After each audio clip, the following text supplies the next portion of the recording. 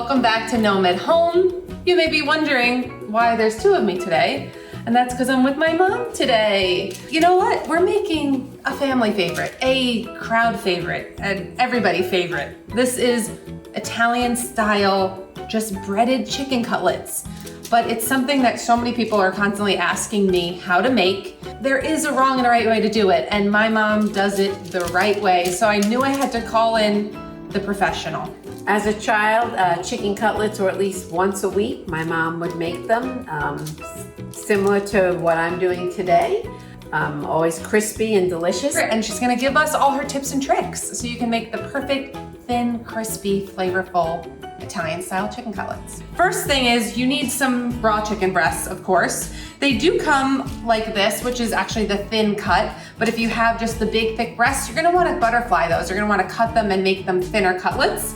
But even then I did buy the thin cutlets, we're still gonna have to do a little work to them. Yes. So show us what you do. If you pound them as thin as you can.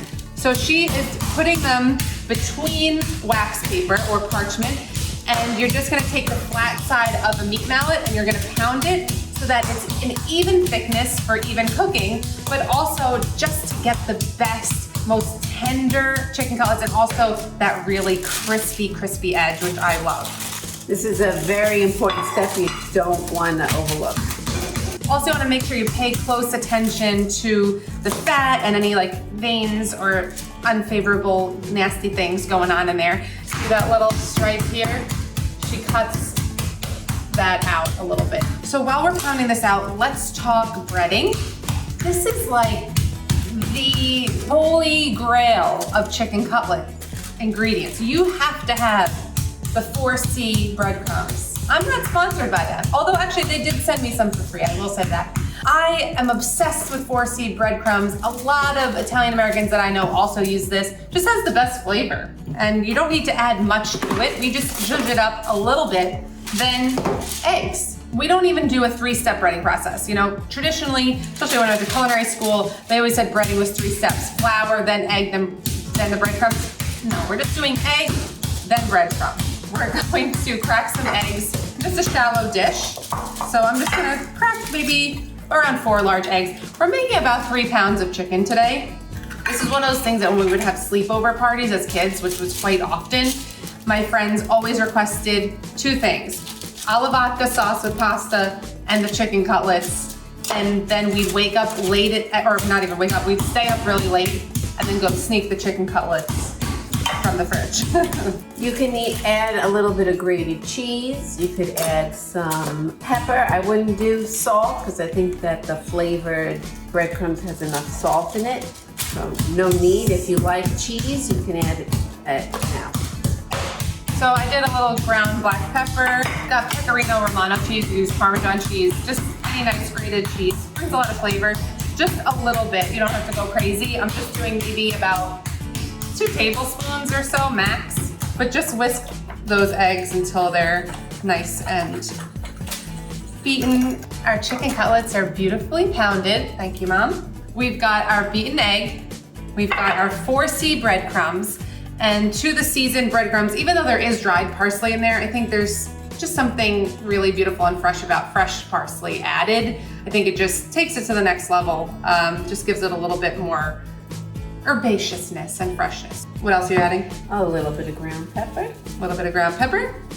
So mixing it all together. So here we go, assembly line. Show me your way. All right, so we're just gonna dip it in the egg mixture, very simple.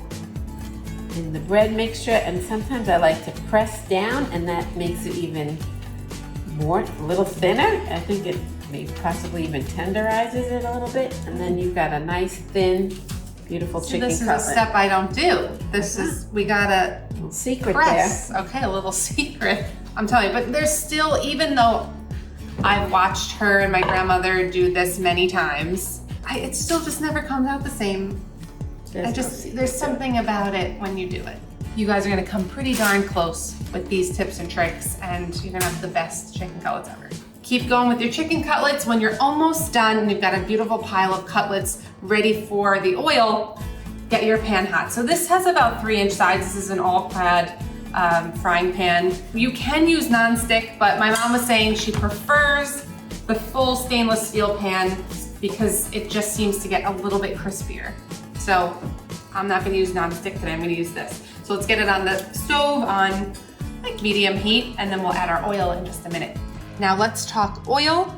We're using a little bit of canola oil, predominantly because it has a higher smoke point so it won't get so bitter. And then just a little drizzle also of extra virgin olive oil because that brings some flavor to the table. And the way you can test if your oil's hot enough is you can just take a little crumb of breadcrumb and drop it in the oil and see if it sizzles and floats to the top. Then you know you're ready. Here I'm taking a little bit of the breadcrumb from the chicken and I'm dropping it in. Not ready It's yet. not sizzling and floating to the top, so it is not hot enough. Do not rush this. Okay, another test run. Nice. See how it's floating to the top and it's nice and bubbly? Then we're ready to go. All right, time to fry. Another important thing is you don't want to crowd your pan too much. So in a pan this size, if the chicken cutlets are fairly big, maybe you're only going to cook about 3 at a time. Because once you put too much in the pan, the temperature of the oil goes down, and then what happens is it absorbs the oil rather than getting nice and crispy and golden brown. You know it's done when it's nice and golden on both sides. Of course, you can cut into one to make sure it's fully cooked inside. You don't want to eat raw chicken, but it only takes a few minutes. While Mom's over there frying up the chicken cutlets, she informed me we need a wire rack on top of paper towels, and that's what we're gonna place our cooked chicken on. It drains a little excess grease onto the paper towels and just ensures everything stays crispy while you're finishing cooking everything else. All right, we still have some chicken cutlets cooking over there, but we figured we'd show you the final product. Look at those beauties. Perfectly crisp, beautiful, crispy, thin, tender, flavorful. Let's give it a try. Cheers. Salud. Delicious. If you like them crispy and thin, this is the way to go. There's no weird rubbery chewiness. It's just perfect in every way. And full of flavor. Full of flavor. Thank you for cooking with me. Thank you for cooking with me. I love you. Love you too. Mom's gonna keep frying over here.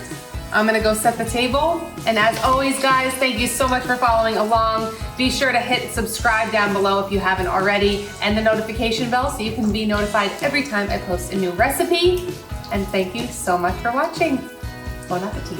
Or I should really say, bon appetito.